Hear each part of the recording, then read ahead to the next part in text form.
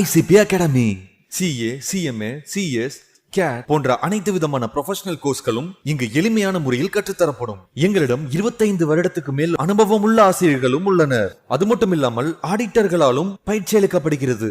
எங்களிடம் பயின்ற மாணவர்கள் மாநில அளவில் தேர்ச்சி பெற்றுள்ளனர் என்பதும் குறிப்பிடத்தக்கது. இந்த ப்ரொஃபஷனல் கோர்சஸோட கிளாஸஸ் பாத்தீங்க அப்படின்னா full time, part time, weekend classes அப்படின்னு பல விதமா இருக்கு.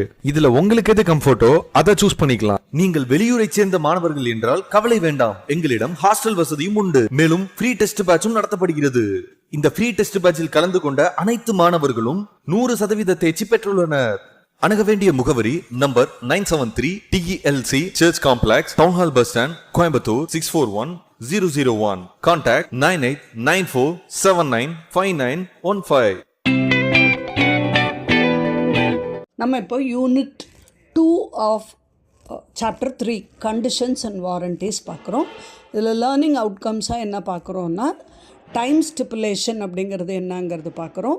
ஒரு கான்ட்ராக்ட் ஆஃப் சேலில் இருக்கக்கூடிய கண்டிஷன்ஸும் அதனுடைய வாரண்டிஸும் என்னான்னு பார்க்குறோம். அந்த கண்டிஷன்ஸ் வாரண்டிக்கு இம்ப்ளைடு கண்டிஷன்ஸ் என்ன, வாரண்டிஸ் என்னன்னு பார்க்குறோம். டாக்ட்ரின் ஆஃப் கேவட் டெம்ப்டார் அப்படின்னா என்னன்னு பார்க்குறோம். இந்த யூனிட்டில் ஓவராலாக நம்ம கண்டிஷன் வாரண்ட்டி பற்றி நல்லா தெரிஞ்சுக்க போகிறோம். So first one 2.1 stipulation as to time section 11. அதை எப்படி அதை புரிஞ்சுக்கொள்கிறோம் அப்படின்னு பார்த்தா, பேமெண்ட் ஆஃப் ப்ரைஸ் அப்படின்னு பார்க்கும்போது அதனுடைய ஒரு சேலுடைய விலை அப்படின்னு பார்க்கும்போது ஒரு கான்ட்ராக்டில் வேறு வகையான இன்டென்ஷன் அப்பியர் ஆகாத பொழுது ஸ்டிப்புலேஷன் அப்படிங்கிறது அந்த கான்ட்ராக்ட் ஆஃப் சேலுடைய எசன்ஸாக அமையிறது இல்லை. டெலிவரி ஆஃப் குட்ஸுங்கிறது கண்டிப்பாக டிலே இல்லாமல் பண்ணணும். அந்த ஸ்டிப்புலேஷன் அப்படிங்கிறது ஒரு அந்த கான்ட்ராக்டினுடைய சாராம்சமா அப்படிங்கிறத அந்த கான்ட்ராக்டில் என்ன இவங்க அக்ரி பண்ணிகிட்ருக்காங்க, ஒருத்தருக்கு ஒருத்தர் பையரும் செல்லரும் என்ன விதமான ஒரு ஒப்பந்தத்தை மேற்கொள்கிறாங்கங்கிறத பொறுத்து தான் அந்த டைம் ஸ்டிப்புலேஷனுங்கிறது அதனுடைய ஒரு சாராம்சமாக இருக்காங்கிறது பார்க்குறோம். விலை அப்படிங்கிறது நம்ம ஏற்கனவே சொன்ன மாதிரி அது அந்த கான்ட்ராக்டில் ஃபிக்ஸ் ஆகியிருக்கலாம், இல்லைன்னா லேட்டர் ஒரு எந்த முறையில் ஃபிக்ஸ் பண்ணிக்கிறதுங்கிறதும் அக்ரிமெண்ட்டில் சொல்லியிருந்திருக்கலாம் கான்ட்ராக்டில், இல்லைன்னா அவங்கக்குள்ளே 3வது நபரை வச்சும் ஃபிக்ஸ் பண்ணிக்கலாம். ஆனால் stipulation of the time of delivery, எப்போ அந்த டெலிவரி கொடுக்கறது அப்படிங்கிறது அந்த கான்ட்ராக்டினுடைய சாராம்சமாக இருப்பது தான் வழக்கம் பொதுவாக. இதில் நம்ம கண்டிஷன்ஸ் அண்ட் வாரண்டிஸ் என்னங்கிறத பார்க்குறோம். நம்ம பொதுவாக ஒரு விற்கும் நபர் அந்த பொருளை பற்றிய சில தகவல்களையும் அந்த பொருளை பற்றி ஒரு ரெப்ரசன்டேஷனையும் அந்த பையரை தூண்டுறதுக்காக வேண்டி அவருடைய வாங்குதல் நடவடிக்கைக்கு ஊக்குவிக்கிற வகையில் சில ஸ்டேட்மெண்ட்ஸ் கொடுத்துருப்பாங்க. அந்த ஸ்டேட்மெண்ட்ஸ் அந்த பொருளுடைய தன்மையையும் அதனுடைய குவாலிட்டியும் அந்த வாங்குனருக்கு எப்படி அது பொருந்தும் அப்படிங்கிறதையும் பாதிக்கக்கூடிய வகையிலையோ அல்லது அதை ஊக்குவிக்கக்கூடிய வகையிலையோ இருக்கும். இது அந்த கான்ட்ராக்டினுடைய பகுதியாக அமையாத போது, அதுக்கு சம்பந்தம் இல்லாத போது அந்த கான்ட்ராக்டினுடைய சட்ட நடவடிக்கைக்கு அது எந்த பாதிப்பும் ஏற்படுத்தாது. ஆனால் இதெல்லாம் அந்த விற்பனையை முழுமையாக நம்பி அந்த விற்பனை இவர் சொல்கிற அந்த கருத்தின் அடிப்படையிலையும் இவர் கொடுக்கக்கூடிய ஸ்டேட்மெண்ட் அடிப்படையிலையும் தான் இருந்தது. அது ரொம்ப ரிலவெண்ட்டாக இருக்குது. இதை நம்பி தான் அந்த வாங்குனர் முழுமையாக நம்பி வாங்குறாரு, அது புரியப்படுது, அது தெரியப்படுது அப்படின்னு சொன்னால் அந்த கான்ட்ராக்ட் ஆஃப் சேலுக்குடைய சட்ட நடவடிக்கைகளுக்கு இந்த பொறுப்பாளி ஆகிறாரு. இவர் சொன்ன ஒரு ஸ்டேட்மெண்ட்ஸும் தகவலும் கண்டிப்பாக அதுக்கு ஏற்றுக்கொள்ளக்கூடியதாக அமையக்கூடும்.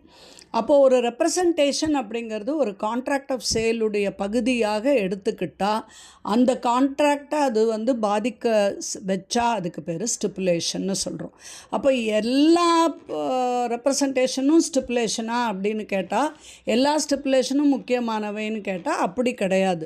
சிலது ரொம்ப முக்கியமாக இருக்கணும், சிலர் சில தகவல் நெக்லிஜென்ட் பண்ணலாம், அதாவது தவிர்க்கலாம், அதுக்கு அவ்வளோ முக்கியத்துவம் வாய்ந்ததாக இருக்காது.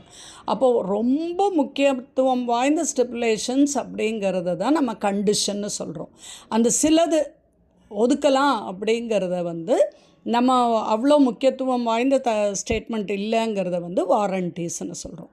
அப்போ கண்டிஷன் அண்ட் வாரண்டி அப்படிங்கிறது செக்ஷன் 12ல் எக்ஸ்பிளைன் பண்ணுறாங்க.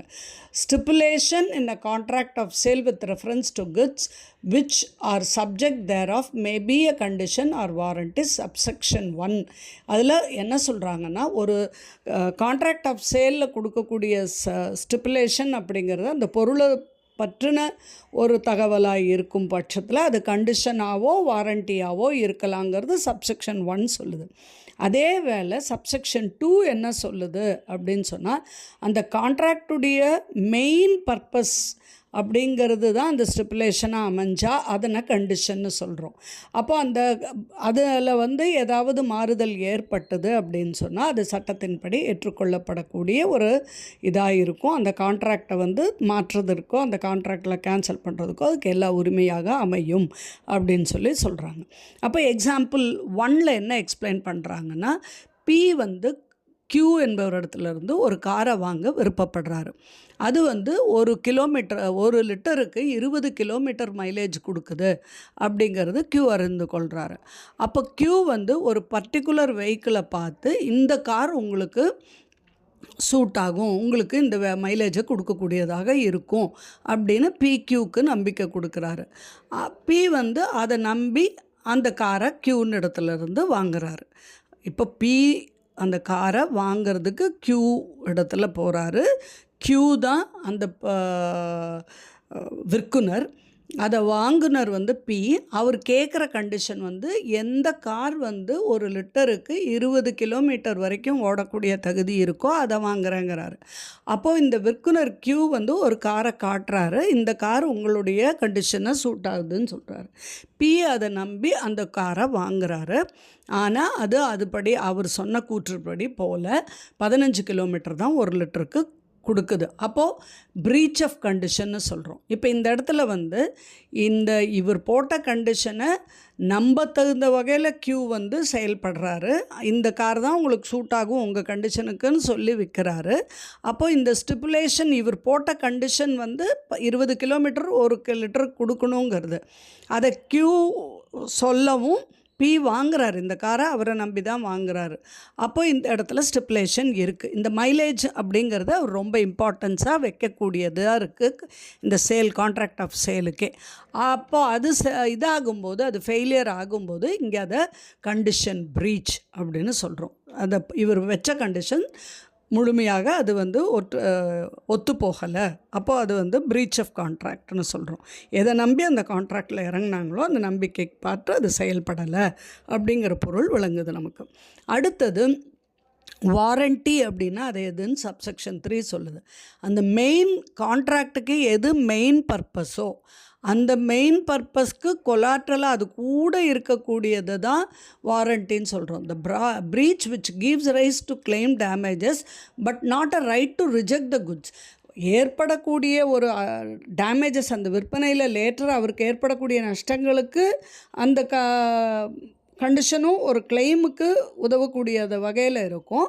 ஆனால் அதுக்காக அந்த விற்பனையவே தள்ளி வைக்கக்கூடியது, அந்த பொருளை வந்து ரிஜெக்ட் பண்ணுறதுக்கு தகுதியானதாக இருக்காது. அந்த அன்ட்ரீட் த கான்ட்ராக்ட் அஸ் ரிப்புடியேட்டட் அப்படிங்கிறது தான் சப்செக்ஷன் 3. அப்போது ஒரு ஸ்டிப்புலேஷன் இன் கான்ட்ராக்ட் ஆஃப் சேலில் கண்டிஷனாக நிற்கிதா இல்லை வாரண்டியாக நிற்கிதா அப்படிங்கிறது ஒவ்வொரு கான்ட்ராக்டை பொறுத்து அமையும். நம்ம இதுதான் ஸ்டிப்புலேஷன், இதுதான் கண்டிஷன், இது வாரண்டின்னு நம்ம சொல்ல முடியாது. ஒரு ஸ்டிப்புலேஷன் கண்டிஷனாக போகலாம் அல்லது வாரண்டியாக போகலாம். அது கான்ட்ராக்டுடைய தன்மையை பொறுத்து ஆகுங்கிறது சப்செக்ஷன் 4 எக்ஸ்பிளைன் பண்ணுது. இப்போ இதுக்கு ஒரு உதாரணமாக என்ன சொல்கிறாங்க, ராம்ங்கிறவர் ஷாமை கன்சல்ட் பண்ணுறாரு. ஷாம் வந்து ஒரு மோட்டார் கார் டீலர். இவர் ராம் கேட்குறது என்ன, ஒரு டூரிங் பர்பஸ்க்கு ஒரு கார் வேணும் அப்படிங்கிற மாதிரி அவருடைய டூர் இதுக்கு பேக்கேஜுக்கு தேவைப்படுற மாதிரி கார் வேணும்னு சொல்கிறாரு. அப்போ ஷாம் என்ன சொல்கிறாரு, உங்களுக்கு மாருதி தான் சூட்டபுளாக இருக்கும். அதுலேயும் இவர் அந்த கார் எதுக்குன்னா தன்னுடைய பொருளை ப்ரொமோட் பண்ணுறதுக்காக, அந்த பொருளை விற்பனை செய்வதற்காக பயணத்திற்கு ஏற்ற வகையில் ஒரு கார் வேணும்னு கேட்குறாரு ராம். ஷாம் வந்து அதுக்கு மாருதி தான் சஜஸ்ட் பண்ணுறாரு. ராம் இவர் இதை கேட்டு ஷாமனிடத்துலேருந்து ஒரு காரை வாங்கிக்கிறாரு. ஆனால் அந்த கார் வந்து டூர் பர்பஸஸ்க்கு அன்ஃபிட் ஆகிடுது. அப்போது இந்த இடத்துல இவர் கேட்டது டூரிங் பர்பஸ்க்கு தான் வேணும் அப்படின்னு சொல்லி கேட்குறாரு. அதுதான் கான்ட்ராக்டுடைய கண்டிஷன். அப்போது அந்த டூர் பர்பஸ்க்கு அது சால்வ் ஆகலை அப்படின்னு சொன்னால் அந்த கான்ட்ராக்டினுடைய சாராம்சத்தை அது மீட் பண்ணலைன்னு அர்த்தம். ராம் அதை பர்ச்சேஸ் பண்ணால் அந்த பர்பஸ் அவருக்கு சால்வ் ஆகலை. அதனால் தாராளமாக ராம் வந்து அந்த கான்ட்ராக்டை முறிச்சுக்கலாம், அந்த ரீஃபண்ட் அதனுடைய காரினுடைய விலையை ரீஃபண்டு கேட்கலாம் அப்படிங்கிறது நம்ம ஃபஸ்ட் இதில் புரிஞ்சுக்கிறோம். இதுலேயே வந்து ராம் ஒரு புது மாருதி கார் ஷோரூம்லேருந்து வாங்குகிறாரு. அந்த காரில் வந்து எந்த மேனுஃபேக்சரிங் டிஃபெக்ட்டும் இல்லை. நார்மல் யூசேஜுக்கு ஒரு வருஷத்துக்கு எந்த பிரச்சனையும் வராது. என்றைக்கு ஒரிஜினல் டேட் பர்ச்சேஸ் பண்ணுறீங்களோ அந்த இடத்துல இருந்து அந்த ஒரு வருடத்திற்கு இதுக்கு ஏதாவது டிஃபெக்ட் வந்ததுன்னா, மேனுஃபேக்சரிங் டிஃபெக்ட் இருந்தால் அதுக்கு வந்து அந்த டிஃபெக்டிவ் பார்ட்டை நாங்கள் மாற்றி கொடுத்துட்றோம் அப்படிங்கிற ஒரு கண்டிஷன் வாரண்ட்டி கொடுக்குறாங்க. இல்லைன்னா அதை ப்ராப்பராக ரிப்பேர் பண்ணி கொடுக்குறோம் அப்படின்னு சொல்கிறாங்க. இது வாரண்ட்டி. 6 மாதத்துக்கு அப்புறம் ராம் பார்க்குறாரு அந்த காருடைய ஹாரன் வந்து ஒர்க் ஆக மாட்டேங்குது. இந்த இடத்துல அந்த கான்ட்ராக்டை ஒரு முறியடிக்க முடியாது. அந்த மேனுஃபேக்சரர், அந்த உற்பத்தியாளர் என்ன பண்ணலாம், ஒன்றா அந்த ஹார்னை ரிப்பேர் பண்ணலாம், இல்லை ஒரு புது ஹார்னை வாங்கி வைக்கலாம். அந்த ரைட் டு டேமேஜஸ், இப்போ கெட்டுப்போன ஹாரனை மாற்றி கொடுக்கறது ஃப்ரீயாக தான் பண்ணித்தரணும் அந்த மேனேஜ்மெண்ட். இது அந்த டேமேஜஸ்க்கு என்ன நஷ்டமாகுதோ அதை தான் இவர் கேட்க முடியுமே ஒழிய அந்த சேலையே நெக்லெக்ட் பண்ணுறதுக்கோ அந்த சேலையே வந்து பண்ண முடியாதுங்கிறது சொல்கிறதுக்கோ இந்த வாங்குனருக்கு எந்த விதமான உரிமையும் கிடையாது. அதை தான் ரைட் ஆஃப் ரெப்புடியேஷன் சொல்கிறோம். He cannot refuse to refuse to take up the sale. அந்த சேலை தவிர்க்கிறதுக்கு இவருக்கு உரிமை கிடையாதுன்னு பார்க்குறோம். இப்போ டிஃப்ரென்ஸ் பிட்வீன் கண்டிஷன்ஸ் அண்ட் வாரண்டிஸ்ன்னு பார்க்குறோம். இம்பார்ட்டண்ட் டிஃப்ரென்ஸ் கண்டிஷனுக்கும் வாரண்டிக்கும் என்னன்னு பார்த்தா, முதல் மீனிங் அப்படிங்கிறது கண்டிஷன் அப்படிங்கிறது அந்த கான்ட்ராக்டுடைய மெயின் பர்பஸ் ஓட ஸ்டிப்புலேஷனை தான் கண்டிஷன் சொல்கிறோம்.